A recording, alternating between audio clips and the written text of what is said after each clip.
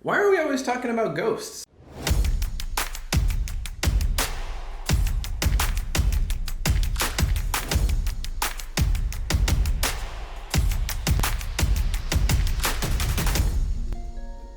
Today, we're going to be talking about the afterlife and the soul in Taiwanese folk religion, and we're going to compare that with the Bible's one and only ghost story. Well, there's kind of two ghost stories, but only one has a real ghost.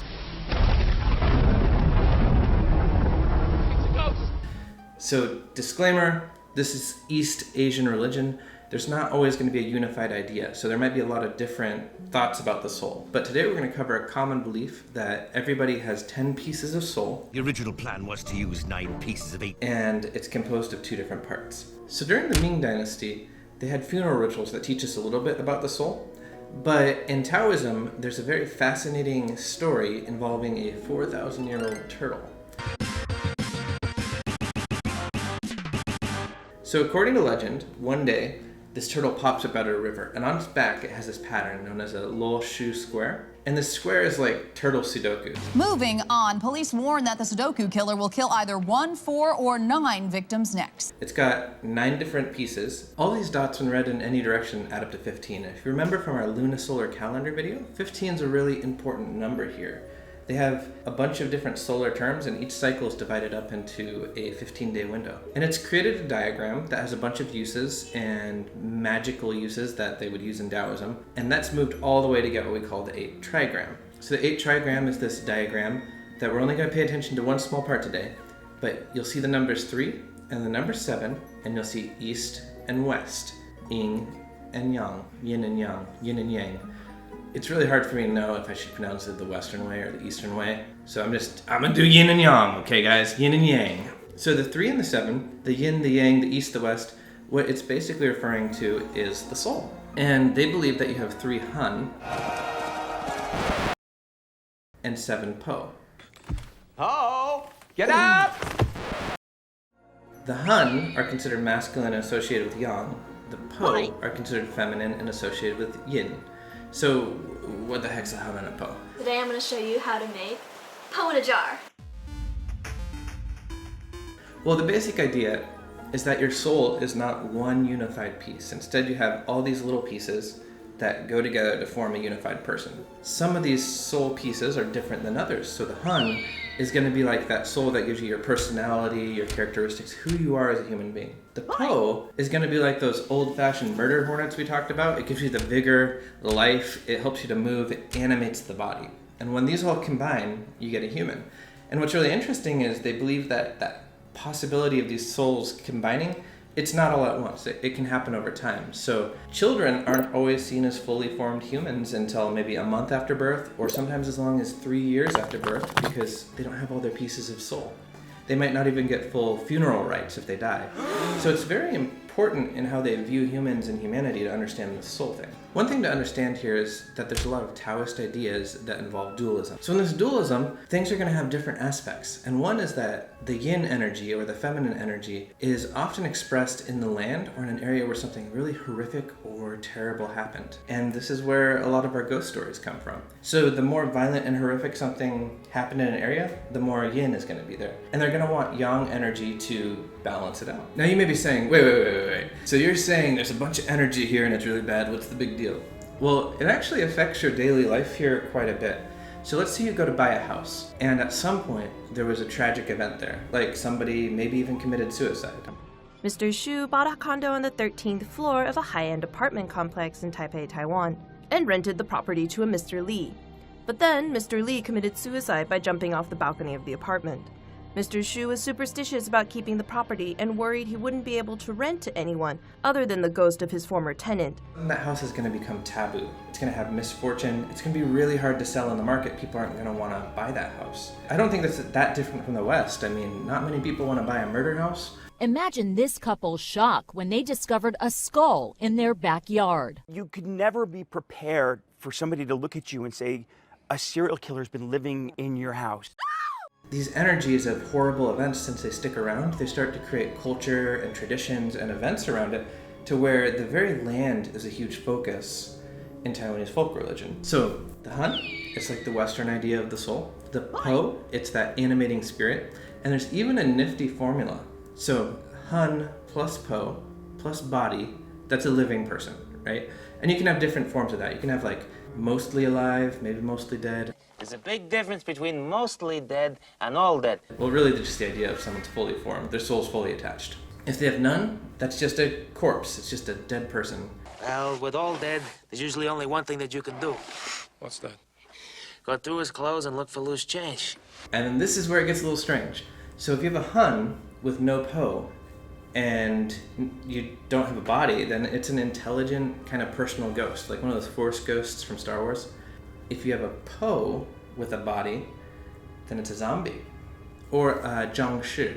And people would refer to those as Chinese vampires, and you see them in a lot of movies and old shows, and they're basically these bodies that hop around and they consume living flesh, so it's kind of like a zombie vampire mix. And there's a fascinating story about the origins of that. And let us know in the comments if you'd like to hear how traveling corpses may have created the Chinese vampire. But we want to make sure our audience wants that because that's an oddly specific thing to cover with the whole breadth of Taiwanese folk religion. The Hun is associated with a soul that goes on to the afterlife, kind of their own Valhalla, and they go to this spirit world where they live a life that echoes the world we have today. It's got amenities like cell phones, cars, other aspects like that. And they even sell those in the market in paper form. So you can go burn a paper iPad and send it to your ancestors, and then they'll be up there and look at the iPad. And that's kind of how the afterlife is seen, almost like it's a continuation of life on Earth, but maybe better or worse. Check out our DU video if you want to see what it's like when it's worse. The Po, though, that's associated with the body, the grave, and it might even become the old Guis that we talk about, a different form of ghost. It's kind of that mindless, scary, I'm gonna kill you ghost. That's associated with that negative Po or yin energy.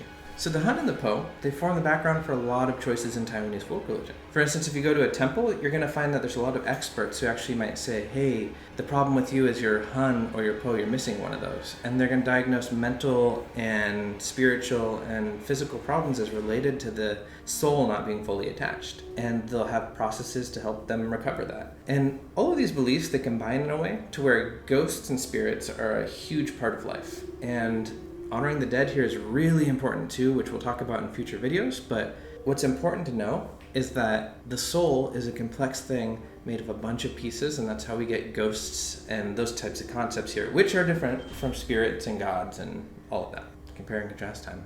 All these days, comparing and contrasting, just how close they are.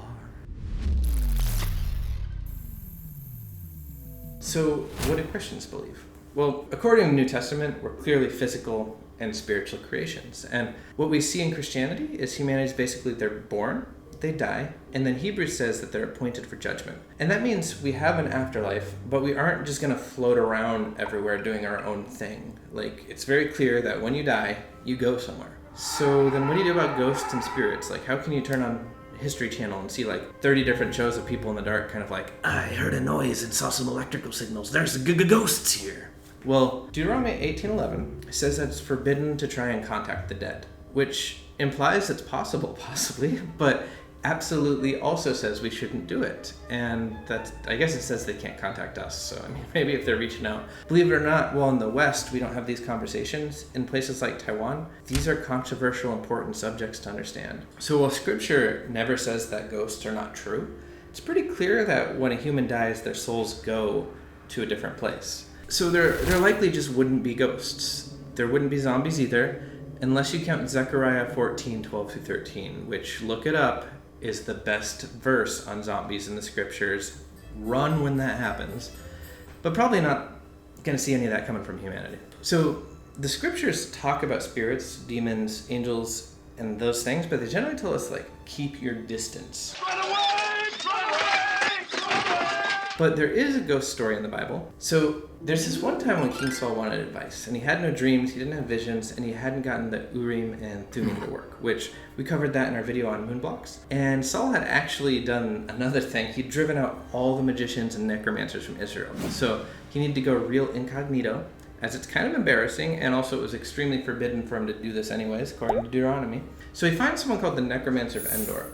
And they agree to bring Samuel back to give Saul advice. And she actually is suspiciously caught off guard by her own magic. She's like shocked when he shows up. So it probably wasn't a normal thing for a spirit to show up, and it may even have been God specially showing Saul once again where he falls short. So it's not a very good indicator of humanity is able to just jump that barrier and talk to the dead. It's more an indicator in that special moment something was going on related to this story with Saul. So Samuel comes back from the dead and he's upset, and Saul managed to break probably one of the few laws in the Torah that's like difficult to not break. Like, that's a big deal. When the witch finds out that he's Saul, she's super upset too because she knows how serious this moment is. So Samuel's ghost basically says Saul is actually going to die the next day in battle. And Saul is wounded, and he actually ends up committing suicide on his own sword. Really the only true ghost story from scripture, and it's kind of like terrifying. It's like, yeah, there's a story about a ghost, and it ends with the suicide of the king of a nation. Like, you don't want to mess with this stuff. So maybe Deuteronomy 18:11 was there for a reason. Christianity believes that this life is the only life that matters, and that you need to have a relationship with God now, because we don't get second chances. When we die, you don't come back and finish your unfinished business. This life is where your business is. And this brings to light something really difficult about our two religions when they meet. Families in Taiwanese folk religion and Christianity have a huge conflict. Christians shouldn't be venerating ancestors and partaking in those things, yet a lot of families think that's really important. They think it's actually so important to talk to the dead and be involved with spirits that it's vital to having a good life here. If your children don't take care of you when you die as a spirit, that's going to affect your afterlife. So this is one of the hardest areas where our belief systems meet. So maybe you're confused about what to do sometimes with spirits, gods, ancestors, and other aspects of religion. Well, first, as a Christian, we always need to ask ourselves, am I worshiping something other than the God of the Bible? Sometimes that can be something physical, like a statue or an idol, but it can also be an idea, like maybe you worship your time or your safety or your relationships with people, and that is more important to you than God. The second thing, though, is we need to know the scriptures. We always need to ask ourselves, what do the scriptures say about this? See, as you write the scriptures on your heart and you memorize them and you learn them, you'll start to be able to discern what's good and what's bad. And the Bible is not afraid to call out what's good and what's bad. The world around us is always going to tell us, hey, you should do this, it'll be cool, or don't do that. And we're going to get a lot of different messages from everywhere. So as a Christian, the scriptures gives us that direction and that guidance. You can have answers to questions about spirits and ghosts, but you need to get those from the scriptures. You need to think, am I putting God first? And finally, people don't agree with us. If there's somebody who disagrees with you, if they're mad at you, if they want to kick you out of their house, if it's a family member, your call as a Christian is not to break off the relationship. It's not to hate them. It's to pray for them, show love to them, to be there even if they're not there for you, to be Christ to them. So those three things, putting God first, knowing the scriptures, and praying and loving those who disagree with us, is what Christians need to do with difficult subjects. And for something like spirits and ghosts and ancestors, we can find our answers in those. So thank you for joining us here at Pilgrimage Films. If you like what we do, we just ask that you please touch that little button, subscribe to us. It helps us to grow as a platform, and it's pretty amazing. Once a week you get like a steaming hot fresh new video. Crazy ideas, sometimes pictures, sometimes things, sometimes references to Pokemon. We all know everybody loves Pokemon. Have you ever thought about ghosts or spirits or those things? Leave us a comment below. What do you think about them? What do you believe about them? We're interested to know and we'd like to talk about it. And at last I see the light, and it's compare and contrast time, and it's warm, it's real and bright, 'cause I love compare contrast time.